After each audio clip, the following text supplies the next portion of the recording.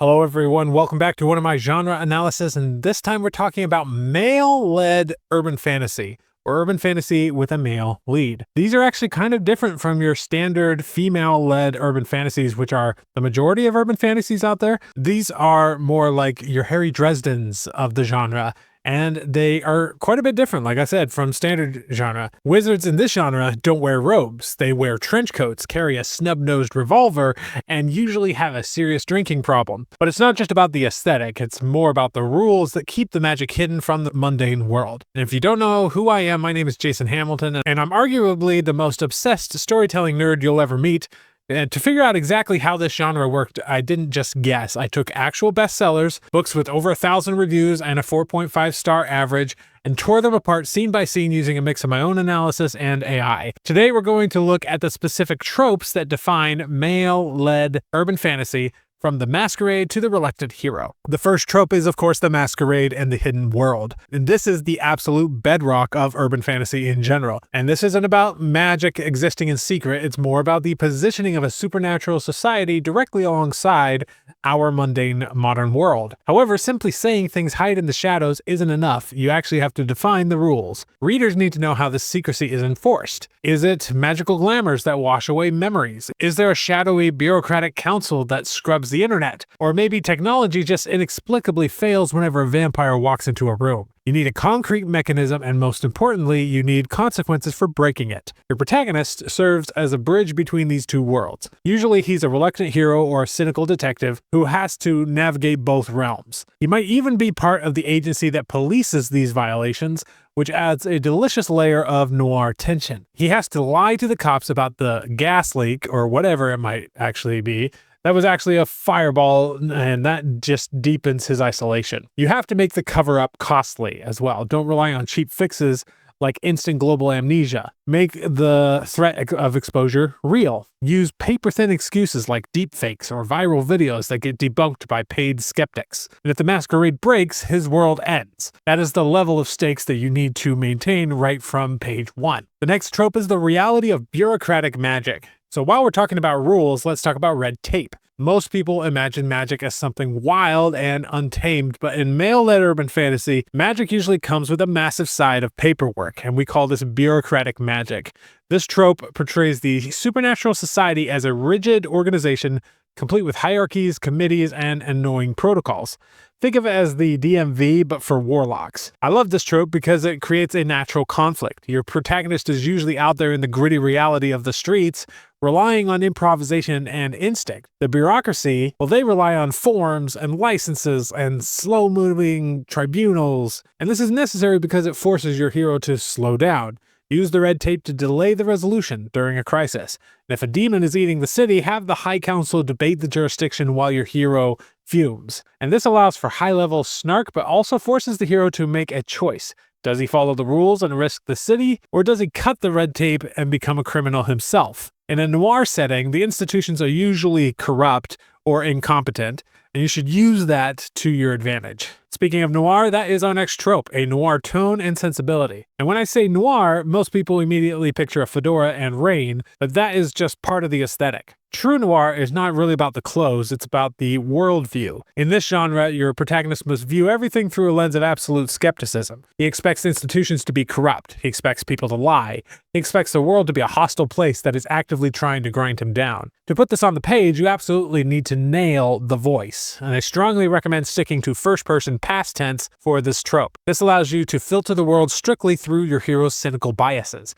When he walks into a nightclub, he shouldn't be describing the beautiful decor. He should be clocking the exits and scanning for threats. And please, don't make the magic filled with wonder. In a noir setting, magic is just another form of corruption. It leaves scars, it ruins relationships, it functions less like a miracle and more like a debt to organized crime. Ultimately, you need to accept that there are no clean victories here. Your hero might save the girl, but he'll likely lose his soul, or at least his sobriety, in the process. The next trope is the Snarky Private Investigator. This noir tone feeds directly into the bread and butter of the genre, which is the actual character, the Snarky Private Investigator or occult detective. This is usually a battle-hardened loner who navigates the hidden world beneath the city. But here's where most authors get it wrong. They think that the snark is just to be funny, and it's not. The snark is his armor. It's a defense mechanism against the darkness that he deals with every day. It allows him to deliver dry observations during a gritty interrogation without breaking down. You need to ground his abilities, so don't just give him unlimited power. Give him a magic system with a heavy cost, like draining his life force or risking his sanity. This forces him to use his street smarts rather than just blasting his way through all of the problems. Structure the case like a puzzle. Start with something mundane like a missing artifact, and let it spiral into a demon turf war. Make him use his head, but also keep it gritty. If he's wearing a fedora, it better be enchanted for concealment. Otherwise, cut the cliché and focus on the tension itself. Quick pause. If you're an author who wants to start writing more books, I put together my complete AI prompt pack that helped me and many others in my community write a book in a month. It's completely free. Hit the link in the description. Join the free waitlist for Story Hacker Gold.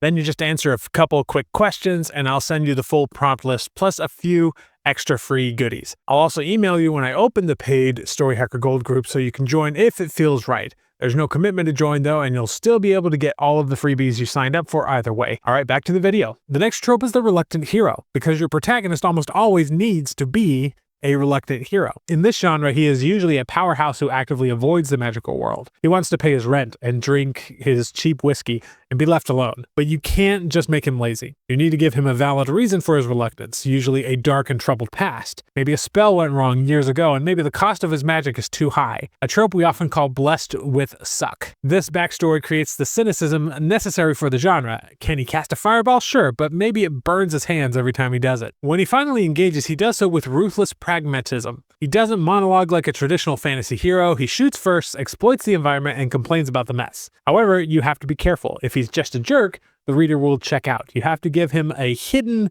heart of gold. He needs to claim he doesn't care only to turn around and risk everything to save an innocent. And that internal conflict is what makes these characters really addictive. The next trope is structured magic systems with costs. Now, one of the biggest mistakes I see in this genre is giving the protagonist unlimited power. Authors let their heroes wave a hand and solve the problem with zero consequences. I think nobody really likes that, because if there are no limits, there is no tension. You need a hard magic system with explicit rules and costs. Think of magic as a tool, one that is reliable but punishing. Maybe it draws from a finite mana pool that requires sleep to recharge, or perhaps it requires specific components like rare herbs you can only get from a shady dealer on the black market. Regardless of the source, there needs to be a physical toll. Common tropes here include nosebleeds, migraines, and extreme exhaustion after a big fight. This is necessary because it forces your hero to make tactical choices, although you could probably come up with some more creative costs than a simple nosebleed. Plus, this gives your cynical anti-hero something else to complain about.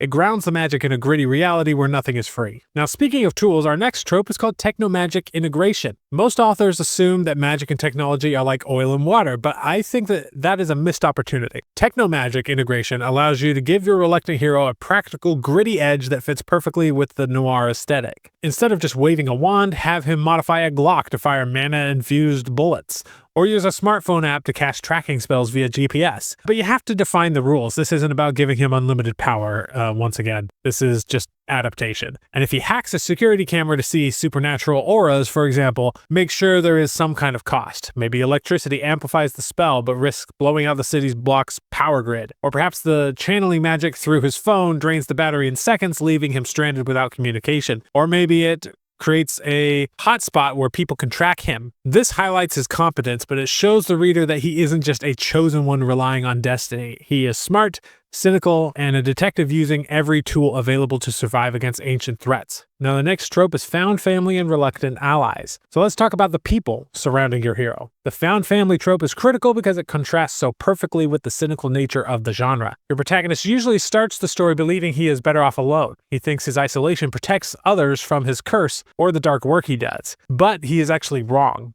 To make this work, you can't just toss a team at him immediately. You have to force him into reluctant partnerships. Maybe he needs a specific skill set from a skeptical cop, or inside info from a reformed monster. Start with a professional utility, then let it evolve. We ultimately want to see the friction. We want to see the snarky distrust to slowly burn into some kind of fierce loyalty.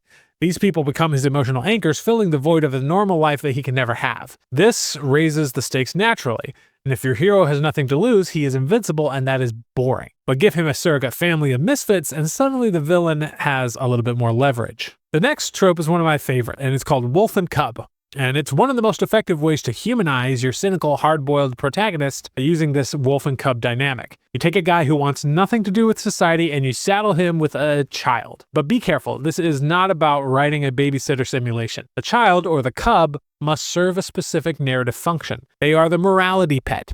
Their innocence stands in stark contrast to the wolf's brutality, forcing him to confront his own lost humanity. Usually, the kid has some latent magical potential or is the key to a larger mystery. This makes them a target for the big bads of your world. Now, your reluctant hero has something to lose. He might not care if he lives or dies, but he will burn the city down to save the kid. This automatically creates that Papa Wolf dynamic that readers love, where the hero's violence becomes justified by his need to protect. The next trope is called the skeptic cop. Most authors include a police officer to act as a foil for the hero, but too often they make this comp incompetent and oblivious just to make the protagonist look smarter. Instead, position the skeptic cop as a hyper-competent professional who is grounded strictly in evidence and procedure. While your hero sees a werewolf attack, the cop might see an animal mauling and demands forensic proof. This creates immediate, grounded tension, and it forces your protagonist to navigate the noir divide, proving that a threat exists without shattering the masquerade. The conflict is not about fighting the monster, it's also about doing it underneath the nose of the law. Pair them with your snarky occult detective for banter-heavy scenes where the cop threatens to arrest the hero for vigilantism. Use their access to resources like SWAT teams to help raise the stakes and make the hero work for it. Eventually, evolve them into an uneasy ally, but keep them in a state of plausible deniability. The next trope is called the mythological kitchen sink. When populating your world, don't just stick to vampires and werewolves, although you can do that. In this genre, we use the kitchen sink approach. This means that including entities from every corner of global folklore, including Norse gods, Japanese yokai, Slavic spirits, you name it, but you do need structure. If a Greek deity is running a nightclub, they need a treaty with the local vampire covens or something like that. Establish ancient accords or territorial pacts that explain why these all-powerful beings haven't just destroyed each other yet. Your protagonist acts as the broker or the neutral party who knows the rules of every pantheon, and this highlights his value. He might not be able to outpunch a demigod, but he knows who to call to get that demigod evicted. Ground it in reality. Have the Fae tracking ley lines on a smartphone. Treat these myths like desperate gangs in a crime drama and you'll have endless conflict. The next trope is called Deal with the Devil, and this is a high-tension way to externalize your protagonist's flaws and desperation. But authors often treat this deal as a single spooky scene, acting like it's just a plot point. In this genre, a deal with the devil is the contract. It acts as a ticking clock that binds the plot, the magic system, and the character arc together. First, realize that the devil doesn't have to actually be Satan. In urban fantasy, this entity is often a bureaucratic nightmare, a sort of high-ranking demon, a fae queen, or a corporate entity that weaponizes fine print. The cost must be high. Don't just make it about losing a soul in some abstract afterlife. The price needs to attack his identity right now, so make the cost undermine his role as a protector or threaten his autonomy. The deal should create a dependency. The more it relies on the power he gained, the harder it becomes to walk away, and this creates a continuing liability that reverberates throughout the entire series. The next trope is called the Chosen One, as well as the sentient weapon. We all know about the Chosen One trope from epic fantasy, but in urban fantasy, the sword in the stone is usually a sentient artifact like a cursed revolver or a rune-etched dagger, and it doesn't just sit there. It talks, and often it's a jerk. This is the perfect way to enforce the "it sucks to be a chosen one" narrative. Your protagonist wants to keep a low profile, but this artifact creates a massive magical footprint or actively antagonizes him. So use the weapon to drive the plot. Since your hero is likely a reluctant loner, the weapon's voice inside his head forces interaction, and it creates instant banter and pushes him into conflicts he'd rather avoid. But again, remember the cost. Don't just give him a super weapon, make using it hurt. Make it drain his life force or attract the wrong kind of attention. The weapon keeps him powerful enough to survive, but miserable enough to fit the noir tone. Now let's talk about romance. And let's be clear, male-led urban fantasy is not paranormal romance. The main plot must always be the investigation or the monster, but a lot of authors create what we call a romantic plot tumor, pausing the main conflict for date scenes. I don't particularly like that myself. Instead, you need to tie the love interest directly to the masquerade. Make them like a rival fixer or a skeptical cop, or someone bound to the villain. This guarantees that your romance generates actual plot conflict rather than just fluff. Again, remember the tone. The protagonist is a cynical guy, so he shouldn't be waxing poetic about true love. His affection shows through who he protects in a firefight. The goal isn't just to keep them together or to get them together. The goal is to raise the stakes. The romance gives your enemies leverage, so if you play the long game with the slow burn, it keeps the tension razor sharp. Going along with that is the unwanted harem. When most people think of a harem, they imagine cheap wish fulfillment, but in this genre, the keyword is unwanted. Your protagonist is a cynical loner, recall. He does not want the complications of romance. And ideally, you call back to the magic system to explain why these women are chasing him. Maybe he has some kind of rare aura that acts like a beacon, or his blood is a potent resource. But this makes the attraction a tactical burden. It adds to the noir cynicism because he knows they are often drawn to his power and not his personality. So create friction between the love interests. Pit a stoic werewolf enforcer against a chaotic fae hacker. Make their agendas clash. If their jealousy blows his cover during a critical stakeout, that is good writing because it creates stakes. Avoid the happily ever after with this genre. If the hero is annoyed by the chaos rather than flattered, you keep the tone gritty. You can also use the redemption arc for secondary characters. This is where you take an antagonist like a rival or a monster and turn them into an ally, but strictly use this to contrast your reluctant protagonist. While your hero is trying to avoid being a hero, this redeeming character is fighting tooth and nail to become one, and you have to earn it. Start with an uneasy truce or an enemy mine scenario against a bigger threat. Maybe they see your hero protecting a child and it triggers realization. But the redemption must be physical. Tie their change of heart to the magic system if you can.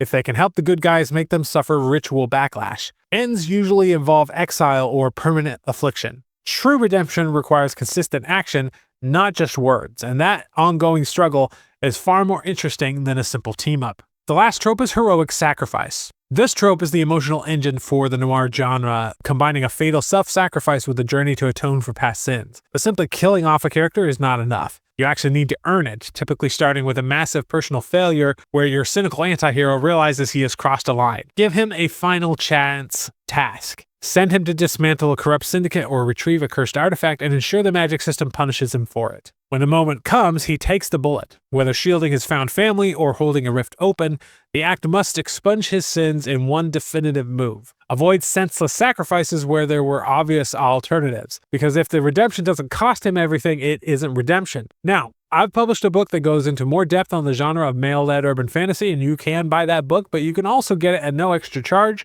along with many of my other book genre analyses by joining the Story Hacker Gold group, link in the description, and I'll see you in the next video.